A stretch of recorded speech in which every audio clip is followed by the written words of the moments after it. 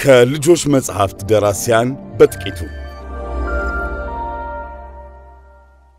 አንድ ብላታ በቀለ ሀብተ ሚካኤል በሀገራችን የልጆች መጽሐፍ ታሪክ ውስጥ የመጀመሪያው ደራሲ ናቸው።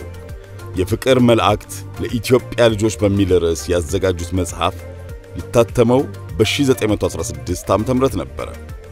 በልዑል አልጋ ወራሽ ተፈሪ መኮንን ማተሚያ ቤት የታተመ ሲሆን መጽሐፉ 44 ገጾች ብቻ አሉት።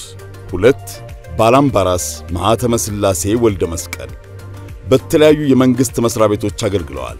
ዝክረ ነገር፣ የአባቶች ቅርስ፣ አማርኛ ቅኔ፣ ቼበለው፣ ስም ከመቃብር በላይ፣ ባለንበት እንወቅበትና ሌሎች መጽሐፍትንም ጽፈዋል። ከሰባ በላይ ጊዜ ማሽራቸው ተረቶችን እንቅልፍ ለምኔ በሚል ርዕስ ለልጆች መጽሐፍ ያቀረቡ ደራሲ ሲሆኑ ይህ ተወዳጅ መጽሐፋቸው የታተመው ኢትዮጵያ ማተሚያ ቤት በሚባል ማተሚያ በ1952 ዓ.ም ነበር። 3 ሐዲስ ዓለማየሁ ሐዲስ ዓለማየሁ ሀገራቸውን በተለያየ ኃላፊነት ያገለገሉ ዲፕሎማት፣ አርበኛ እናም አንጋፋ ደራሲ ናቸው። በ1958 የታተመው ፍቅር እስከ መቃብር የሚለው ዘመን የማይሽረው ልቦለድ ሥራቸው እስከ ዛሬ ድረስ ተወዳጅነቱ ቀዳሚ ነው። ተረት ተረት የመሰረት የሚለው የተረት ስብስብ መጽሐፋቸውን የጻፉት በ1948 ዓ.ም ነበር። በዚህ የተረት መጽሐፋቸው ልጆች ዓለምን እንዲረዱ፣ ፍልስፍናዎችን እንዲያውቁ፣ ስነ ምግባር እንዲላበሱ የሚያገለግሉ ተረቶችን አካተዋል። 4 ገብሬ ወዳጆ ገብሬ ወዳጆ በመምህርነት ሙያቸው ዘመናዊ የመማሪያ መጽሐፍትን አዘጋጅተዋል። የፊደል መማሪያ፣ የመምህሩ መምሪያ፣ የአማርኛ ንግግርና የመሳሰሉትን መጽሐፍትንም አሳትመዋል። በ1948 ዓ.ም ለማና ዘመዶቹ፣ ለማ በትምህርት ቤት፣ ለማ በገበያ የሚሉ ተከታታይ መጽሐፍትን ጽፈዋል። እነዚህ መጽሐፍት ልጆች የአማርኛ ፊደላትንና ቃላትን በሚገባ እንዲያውቁ አግዘዋል። 5 ዶክተር ማይክል ዳንኤል አምባቸው ከ40 በላይ የልጆች መጽሐፍትን ጽፈው ለህትመት አብቅተዋል። 38ቱ በእንግሊዝኛ ቋንቋ የተዘጋጁ ናቸው። ሙናስ መንኪ፣ ዘ ጃይንት ፓይናፕል፣ ቼሪስ ግሬት ራን እና ሌሎች መጽሐፍትም ይጠቀሱላቸዋል። 6 ዓለም እሸቱ በሀገራችን በርካታ የልጆች መጽሐፍትን የጻፉና የተረጎሙ አንጋፋ መምህርም ጭምር ናቸው። ያየለ ጦጣ፣ ጦጢት ብልጢት፣ ሚስጥራዊው መንደር የተሰኙ መጽሐፍትን ለንባብ አብቅተዋል። እስካሁን ከ110 በላይ የተረት መጽሐፍትን አሳትመው ለልጆች አበርክተዋል። 7 ተሾመ ከማል ጋዜጠኛ፣ የሕፃናት መጽሐፍት ደራሲና ተርጓሚ፣ የታሪክና የልብ ወለድ መጽሐፍት ደራሲ ናቸው። የኤዞፕ ተረቶች፣ የተረት አባት፣ የኔዎቹ ተረቶች እና ሌሎች መጽሐፍትንም ለልጆች አቅርበውልናል። ለበርካታ ዓመታትም በቴሌቪዥን የልጆች ፕሮግራም አዘጋጅነት ሰርተዋል። 8 አማረ ማሞ ወደ 40 የሚደርሱ ለልጆችና ለአዋቂዎች የሚሆኑ መጽሐፍትን በብዛትና በአይነት አሳትመው ለንባብ አቅርበዋል። ከ6 በላይ ቋንቋዎች መናገር የሚችሉት አንጋፋ ደራሲ የነበሩት አርታይና ተርጓሚም ናቸው። የጋሊቨር ጉዞዎች፣ ሮበርት ክሩዝ፣ ዶን ኪዮቴና ሳቅና ቁም ነገር 110 የኤዞፕ ተረቶች ለልጆች ካዘጋጇቸው መጽሐፍት ይጠቀሳሉ።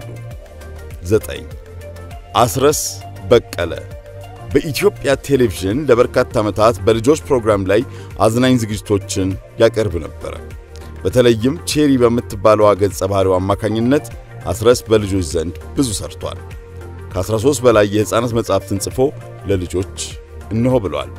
ከነዚህ መካከል ሀበሻው ልዑል፣ የጋሽ በላቸው ጫማ ተወዳጅ መጽሐፍቶቹ ናቸው። 10 ዳንኤል ወርቁ ከ80 በላይ የልጆች መጽሐፍትን አዘጋጅቷል። አስደናቂ ኢትዮጵያውያን ፈልሳፊዎች ቴዎድሮስ፣ ኡጋዝ መሐመድና ሌሎች ተወዳጅ መጽሐፍቱ ከብዙ በጥቂቱ ይጠቀሱለታል። 11 ከበደ ሚካኤል ባለቅኔ፣ ቲያትር ጸሐፊ፣ ደራሲና ተርጓሚ ነበሩ። ጃፓን እንዴት ሰለጠነች፣ የህሊና ብርሃን፣ የቅኔ ውበትና ሌሎች ከ30 በላይ መጽሐፍትን ጽፈዋል። ሮሚዮና ጁልየትን፣ ማክቤዝን የመሳሰሉ ተወዳጅ መጽሐፍትንም ተርጉመዋል። የትንቢት ቀጠሮ፣ የቅጣት ማዕበል የተሰኙ ቲያትሮችንም ጽፈዋል። ታሪክና ምሳሌ መጽሐፋቸው ደግሞ በተለይ ልጆች በስነ ምግባር ተቆጥቁተው እንዲያድጉ ያዋዙ በማስተማር ትልቅ ድርሻ አላቸው። የአዲስ አበባ ዩኒቨርሲቲ ለደራሲና ተርጓሚ ከበደ ሚካኤል በስነ ጽሑፍ የክብር ዶክትሬት የተሰጣቸው ሲሆን በሀገር ውስጥና በውጭ ለሥራዎቻቸው ተገቢውን ዕውቅናና ሽልማትንም አግኝተዋል። 12 ተስፋዬ ገብረ ማርያም። አንጋፋው ደራሲና መምህር ተስፋዬ ገብረ ማርያም ከ60 በላይ የሕፃናት የተረት መጻሕፍትን ጽፈዋል። ከ15 በላይ በእንግሊዘኛ የተጻፉ ተረቶችም አሏቸው። ከሥራዎቻቸው መካከል ምናልባት ብመለስ፣ ሎሼ ቦሼና ዶሼ፣ ይድረስ ለሰው ልጆች፣ የግንችሌ ሜዳ፣ አደን ደህና ሰንበትና ሌሎችም በልጆች ይወደዱላቸዋል። 13 ለማ ፈይሳ አፍንጮ የተሰኘውን ተወዳጅ የልጆች መጽሐፍ ያሰናዱ ናቸው። አፍንጮ በሁለት ተከታታይ ክፍል ያዘጋጁት ትርጉም ሥራቸው ነው።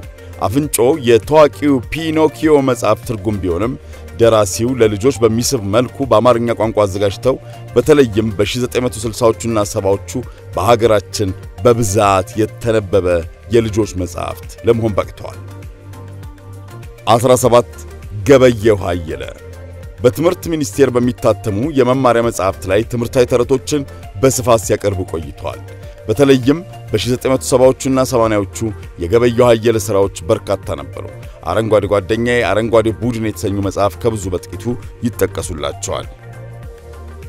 15 ደረጀ ገብሬ በአዲስ አበባ ዩኒቨርሲቲ ለ40 ዓመታት ያህል ስነ ጽሑፍን ያስተማሩ በኢትዮጵያ ደራሲያን ማህበር ሰፊ ተሳትፎ ያላቸውና ወጣት ጸሐፍትን በማበረታታት በተከታታይ ሙያዊ እገዛ በመስጠትና በማሰልጠን ይታወቃሉ። ለልጆች ጀግኖቻችን የተሰኙ ተከታታይ ሥራዎችን አቅርበዋል። መርሄ ንባብ፣ ተረት እንደገና የተሰኙ የቋንቋ ክህሎት ማበልጸጊያ መጽሐፍትን በማሳተም በኢትዮጵያ የልጆች ስነ ጽሑፍ የበኩላቸውን የተወጡ አንጋፋ ምሁር ናቸው። የልጆች መጽሐፍት ጸሐፍትን ከብዙ በጥቂቱ አስቃኝተናቸዋል። የኢትዮጵያ ልጆች ቴሌቪዥን